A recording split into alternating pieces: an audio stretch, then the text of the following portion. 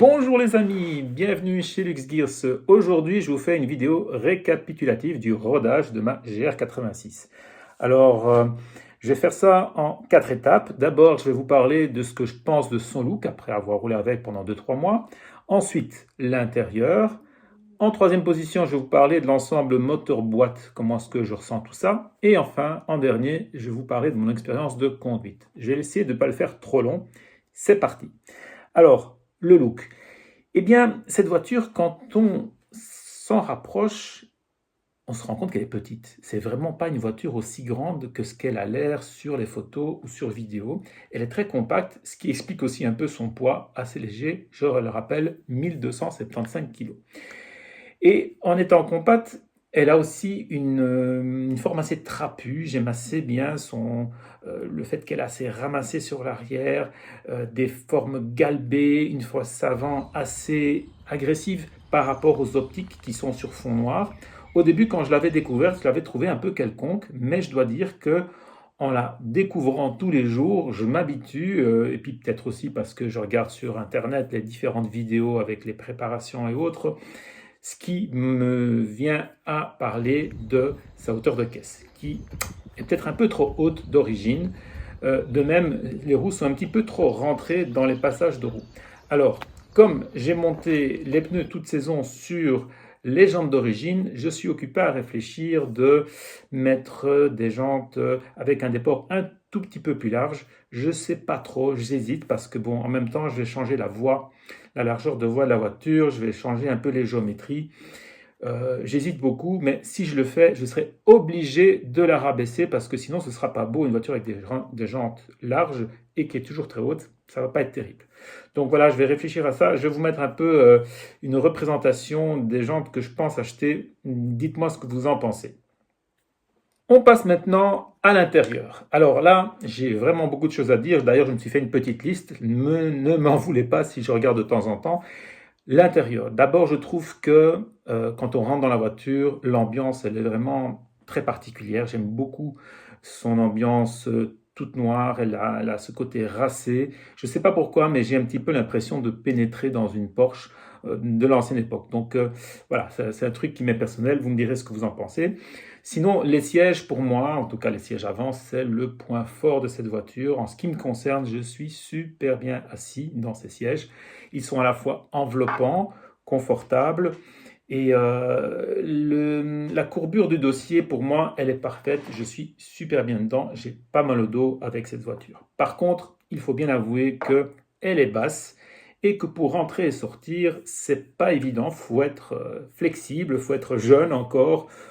Ensuite, ce que j'apprécie aussi dans cette voiture, c'est le fait qu'elle a ce côté vintage. Elle a encore des commandes avec des boutons pour les fonctions principales comme la clim, le réglage des sièges chauffants, etc. Donc j'aime assez bien ça. Par contre, il faut aussi reconnaître qu'elle est moderne puisqu'il y a le combiné d'instruments digital qui est assez bien fait. Je dois dire, franchement, il est bien réussi, surtout parce que on a la possibilité de passer de normal à track avec le contour linéaire qui défile en face de nous, c'est sympa. Le, L'affichage multimédia avec le CarPlay, il est pas mal du tout. Alors certains vont critiquer en disant que c'est trop basique, qu'il est trop simple. Oui, peut-être, mais c'est l'essentiel. On n'a pas besoin de plus. C'est clair, c'est facile à utiliser. Passer d'un menu à l'autre, pour moi, c'est vraiment très bien. Une seule chose que je regrette, c'est qu'il n'y a pas de CarPlay avec Bluetooth. Il faut chaque fois mettre le câble et je dois dire que à la longue c'est ennuyeux. Moi j'ai fini par acheter un adaptateur, un CarLink que je vous mets en description, je vous le conseille. Il est vraiment bien parce qu'il est suffisamment compact pour pouvoir se loger dans le petit vide-poche central. Il n'est pas du tout intrusif, il bouge pas, je suis arrivé à le caler, c'est parfait. Le seul petit souci, c'est que lorsqu'on démarre le véhicule, eh bien, il doit booter et ça prend quand même 10 à 20 secondes en fonction des fois. C'est pas toujours très logique, c'est pas répétable, c'est comme ça. Une autre chose que j'aime beaucoup aussi dans la GR86, c'est son volant. Elle a un volant de taille assez petite et surtout, la jante du volant n'est pas trop épaisse, un peu je veux dire, comme dans les Mini ou les BMW M, où on a un gros volant. Vous savez, bon, c'est un truc que j'aime pas trop. Et j'aime bien le volant de la GR86 pour ça, parce qu'il me rappelle un peu les volants des anciennes voitures qui étaient plus fins. Ça me rappelle ma 911 qui avait un volant assez fin. Donc c'était bien. Moi j'aimais bien ça.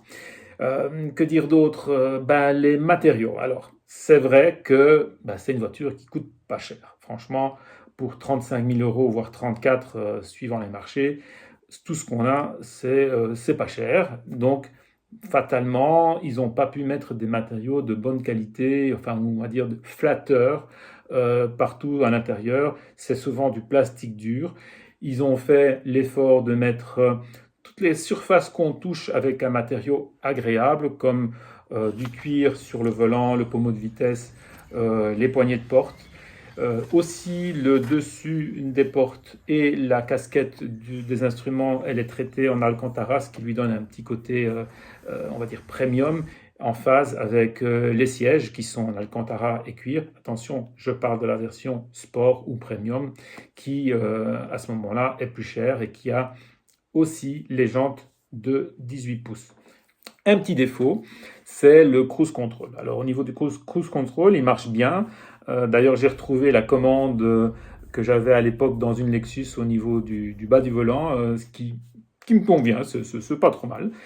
Par contre, ce qui est dommage, c'est qu'il n'est pas adaptatif. Et je m'étais habitué avec ma Yaris à avoir ce cruise adaptatif qui me permettait, par exemple, dans les villages, pour ne pas dépasser les 50 km/h, je me calais à 50 et bah, il gérait automatiquement. C'était pas mal. Bon, voilà. C'est aussi utile sur autoroute, hein, vous allez me dire. C'est ça qui est dommage. Par contre, elle n'a pas le cruise adaptatif, mais elle n'a pas non plus le maintien de voie automatique, le LKA, le Lane Keeping Assist, et c'est un bonheur de ne pas devoir désactiver ce truc au début, même si sur la Yaris c'est un simple bouton qu'il fallait appuyer 2 minutes, mais là j'apprécie pas de Lane Keeping Assist, c'est chouette. Alors une autre chose aussi que j'ai remarqué qui moi ben, me plaît, vous allez voir, vous allez dire que je suis un vieux de la vieille parce que j'aime les choses à l'ancienne, le rétroviseur intérieur. Il n'est pas automatique, il a la version jour-nuit manuelle, et ça j'adore parce que les rétros automatiques, je trouve qu'ils foncent jamais assez. Et donc là, c'est parfait, j'adore, je le mets en position de nuit dès qu'il fait sombre et je ne suis pas ébloui par les feux, les phares des voitures qui me suivent. L'autre chose aussi, c'est qu'il n'y a pas de détecteur de pluie. Donc pour les essuie-glaces, il faut régler soi-même la vitesse. Mais je dirais, j'aime autant parce que souvent, bah, c'est pas super bien réglé, n'est-ce pas les Tesla? Donc je préfère régler moi-même et c'est super facile avec la petite molette. Donc ça me plaît bien aussi. Je regarde mes petites notes. Ah oui, espace de rangement. Alors là, il faut être honnête, il n'y a pas beaucoup d'espace de rangement. Bon, il y a bien dans les vides-poches les endroits pour mettre une bouteille, et c'est très bien. Par contre, la console centrale avec le vide-poche qui s'ouvre pour mettre des gobelets, pour moi, ça ne sert à rien, parce que si on met des gobelets là, on va taper dedans avec le coude, c'est un peu couillon, c'est dommage. Et si on veut mettre des affaires, eh ben, on est coincé par les 2 ronds qui sont prévus pour les gobelets. Je ne sais pas si on peut enlever ces trucs-là. Si vous le savez, dites-le moi parce que ça m'intéresse. J'utilise pas le porte-gobelet au centre. Donc voilà, je pourrais peut-être mettre mon téléphone. Et ça, j'en reviens au téléphone. C'est embêtant parce qu'il n'y a nulle part où je peux poser mon téléphone. Même au bas de la console centrale, il n'y a rien qui tient et il se balade partout. Donc par rapport à ça, je suis occupé à chercher un adaptateur téléphone pour que je le cale parfaitement. Donc j'ai regardé pour pouvoir mettre mon ancien, comment il s'appelle déjà, le Quadlock. Voilà, le Quadlock dont je vous avais parlé dans ma dernière vidéo. Je vais voir comment je peux faire pour l'adapter.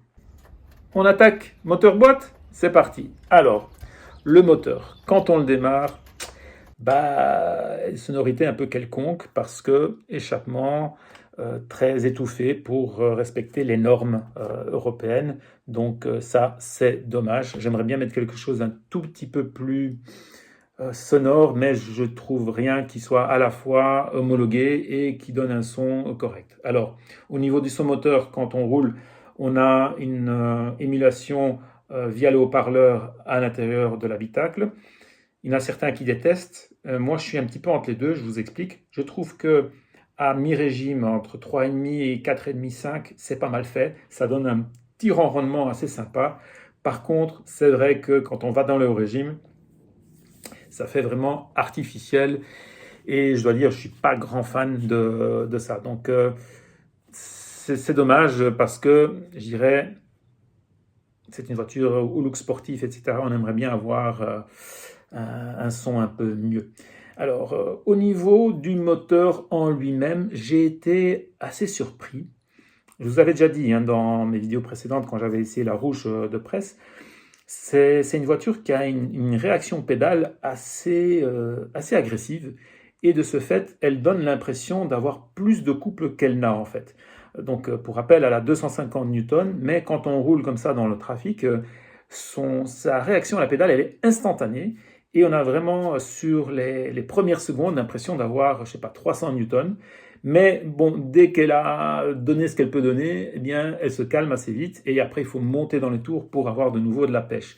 Et je suspecte Toyota et Subaru d'avoir exagéré la réponse de la pédale électronique, parce que vous savez, c'est un papillon de gaz électronique, et ils l'ont exagéré de sorte à ce qu'on ait cette impression de performance. Et ça a un désavantage, c'est le désavantage que quand on est dans le trafic, au début, on a du mal à doser la pression sur la pédale d'accélérateur et ça nous donne une impression d'un peu erratique. Et ça, je le retrouve principalement à froid. Donc quand on vient de démarrer et que la voiture est encore en phase de réchauffement, les 2-3 premières minutes, eh bien, elle donne des à-coups. Et ça, je trouve que c'est un défaut qui devrait être réglé. C'est un peu dommage. La boîte de vitesse. Alors, pour la boîte de vitesse, déjà, ce qui est sympa, c'est qu'on a un frein à main manuel, mécanique. Ça, c'est chouette. Bon. La boîte de vitesse, elle est pas mal. Franchement, elle verrouille bien. Les rapports, elle est précise. L'amplitude est assez réduite, donc c'est pas mal. Par contre, elle a ce petit côté légèrement caoutchouteux qui me plaît moins. Je dirais que c'est pas du tout au point d'une BM qui est assez désagréable, mais là, il y a ce petit côté, il manque un tout petit peu de feeling mécanique que j'avais sur la Yaris. Et là, j'aimerais bien avoir quelque chose, je sais pas, genre short shifter, mais bon, j'ai regardé, pour mettre un short shifter, faut descendre la boîte, je le ferai pas tout de suite, donc ce sera pour plus tard. Et voilà, par contre, elle réagit bien au double débrayage, donc quand je fais le talon pointe et que je rétrograde, c'est parfait, elle rentre vraiment bien, mais les pédales sont pas super bien disposées, c'est-à-dire que la pédale d'accélérateur et de frein, elles sont un petit peu trop écartées. C'est l'accélérateur un tout petit peu trop bas. Et je suis occupé à regarder pour acheter un adaptateur. Je crois que c'est Varus qui fait ça, ou Verus. C'est un adaptateur, c'est une plaque en aluminium anodisé. Bon, elle existe aussi en plastique imprimé 3D où ça permet de relever la pédale et de la bouger gauche-droite au bas. Donc ça, je crois que c'est une modif que je vais faire parce que je suis un grand fan du talon pointe. Je vais regarder à ça, je vous tiendrai au courant pour la prochaine vidéo. On poursuit sur la conduite. Mais avant d'aller sur la conduite, je vais revenir au moteur parce que j'ai oublié de vous dire que le moteur, il marche quand même bien en haut. J'ai été étonné. Une fois qu'on est dans les 5000, 5500 tours et qu'on y reste, par exemple quand on est dans une route sinueuse et qu'au lieu de changer de rapport, on reste sur le rapport plus bas, eh bien, il donne bien, il sonne pas trop mal quand on est à régime constant. C'est plutôt quand il monte dans les tours à haut régime qu'il est un peu bizarre parce que je crois qu'il y a des distorsions dans l'émulation sonore qui fait que c'est un peu bizarre. Sinon, au niveau de la tenue de route, c'est là qu'elle fait toute la différence. La GR86, elle est agile, elle est légère. C'est un plaisir de rouler avec cette voiture. 1275 kg, c'est top quoi. C'est avec une propulsion. En plus, je ne sais pas comment vous expliquer, mais avec la position de conduite qu'on a dans cette voiture, et donc on est légèrement reculé. On n'est pas au point d'être tout près des roues arrière comme sur une MX-5, on est d'accord. Mais on est assez bien reculé par rapport au train avant. Et donc ce train avant qui est un peu plus loin, quand on tourne le volant comme ça et que on sent vraiment dans le prolongement de nos jambes que c'est l'avant de la voiture qui est occupé à tourner. C'est pas au point d'une Caterham évidemment, mais c'est une sensation beaucoup plus agréable que sur une traction où je prends la Yaris, une 4 roues motrices, qui a le train avant fort proche de l'habitacle et où on tourne pratiquement sur le train avant. Et ici, on a cette sensation vraiment de voiture de sport, vous voyez ce que je veux dire? On a un train avant qui est loin, enfin un peu plus loin, et qu'on sent qu'il y a cette inertie polaire, je crois que c'est ça qu'on dit, c'est l'inertie polaire, où on sent que quand la voiture tourne, eh bien, avec les sièges baquets qui ont les rebords sur le côté, le côté de nos cuisses et le prolongement de nos jambes, on sent que ça bouge et ça donne un feeling vraiment qui est top, quoi. J'aime beaucoup ça. La directionnalité, elle est super agréable. Comme j'ai dit, la jante du volant, j'aime beaucoup. Bon, il est peut-être un peu léger, la direction est un peu trop légère, mais ça, c'est les voitures japonaises en général. Je dirais que il n'y a pas vraiment beaucoup de feeling de la direction parce que c'est une direction électrique. J'ai déjà roulé avec des voitures qui avaient un retour de force un peu meilleur. Ce serait bien d'avoir une calibration retour de force du volant qui est différente. Ce serait intéressant de le faire. Sinon, ce train avant, il est très directionnel. Hein, on la place et hop, elle rentre vraiment dans le virage. Et elle enroule un petit peu même, il faut faire attention. Alors, je précise, je suis en pneu toute saison, ce qui fait qu'elle est peut-être un peu plus mobile du fait des lamelles, hein, c'est un pneu qui est lamellisé, et aussi de la gomme qui est plus tendre. Je vérifierai ça une fois que je remettrai mes pneus été d'origine, qui n'ont pratiquement pas roulé. Et l'amortissement, il est bien, il est un peu sec quand même pour cette voiture, surtout que les sièges, c'est des sièges sport, donc on sent que ça tape un tout petit peu, mais c'est pas inconfortable. Par contre, là où j'aime un peu moins, c'est lorsque ça déleste. Donc en rebond, je trouve que la suspension, elle devrait avoir un peu plus de souplesse lorsqu'elle revient parce que ça me donne l'impression d'un peu déstabiliser la voiture quand la route est bosselée et que je suis en virage, elle sautille un petit peu. Voilà, c'est quelque chose que j'aime moins. Au niveau de la conduite de cette voiture, elle est vraiment très, très naturelle. Elle téléphone beaucoup, donc ça vient aussi du fait que peut-être que j'ai pas des pneus hyper agressifs à l'heure actuelle, vu que j'ai les pneus toute saison. Je dois dire que ce qu'il faut par contre faire attention, parce que j'ai été faire un petit peu de drift sur un terrain prévu pour, c'est que le Torsen derrière, il peut être traître sous la pluie. Je veux dire par là que si on s'y attend pas, et c'est pour ça que je vous conseille d'aller faire du drift avec la voiture pour être à l'aise sur la route, eh bien lorsque elle rentre en survirage à l'accélérateur, elle le fait de façon assez brutale parce que c'est un Torsen. Et un Torsen, c'est tout ou rien. C'est pas un différentiel qui vient avec des disques et qui bloque petit à petit. C'est 0-100% en une fois. Ce qu'il faut être vraiment très réactif du premier coup et aussi très très réactif pour la ramener parce qu'elle peut être vraiment très très mobile. Et c'est pour ça que je vous conseille d'aller faire des séances de drift sur des terrains prévus pour. D'ailleurs, une très bonne vidéo de l'école de pilotage Pégase.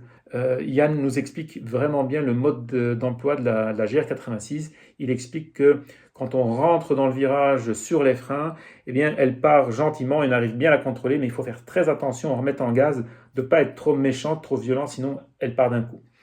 Donc voilà, je suis arrivé au bout de cette vidéo un peu longuette, je suis désolé. Mais je voulais vous donner un peu toutes mes impressions de départ avec cette GR86. Bien entendu, il y a encore plein de choses que je veux vous dire. Ah, regardez ce que je suis occupé à utiliser. Je suis occupé à utiliser un casque. C'est un casque spécial. Il n'y a pas d'écouteur dans mon oreille. Ça s'appelle bone conduction, c'est-à-dire conduction vibratoire à travers l'os qu'on a ici au niveau de l'oreille. Il permet d'écouter tout ce qui se passe autour de nous, tout en écoutant de la musique, en téléphonant ou autre. Donc c'est pas mal. J'ai voulu l'essayer pour cette vidéo. Je l'essaierai encore une autre fois. Et comme c'est un cadeau qu'on m'a fait, je veux renvoyer un retour d'ascenseur.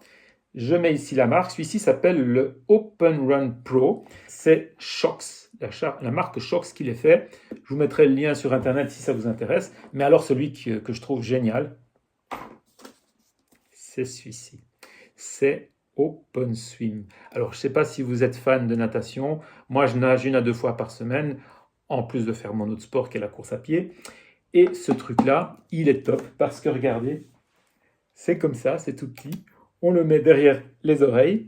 Ici dedans, d'un côté, on a le contrôle du volume avec la batterie et je crois que de l'autre, ou pas du tout, peut-être qu'on a tout du même côté, on a une mémoire. Vous chargez dedans la musique que vous voulez, vous me croirez ou pas, mais sous l'eau, ça marche du tonnerre. J'écoute la musique en nageant. Alors, ils fournissent aussi des petits bouchons pour mettre dans les oreilles pour pas qu'on ait l'eau qui rentre et qui sort et qui fasse plein de bruit.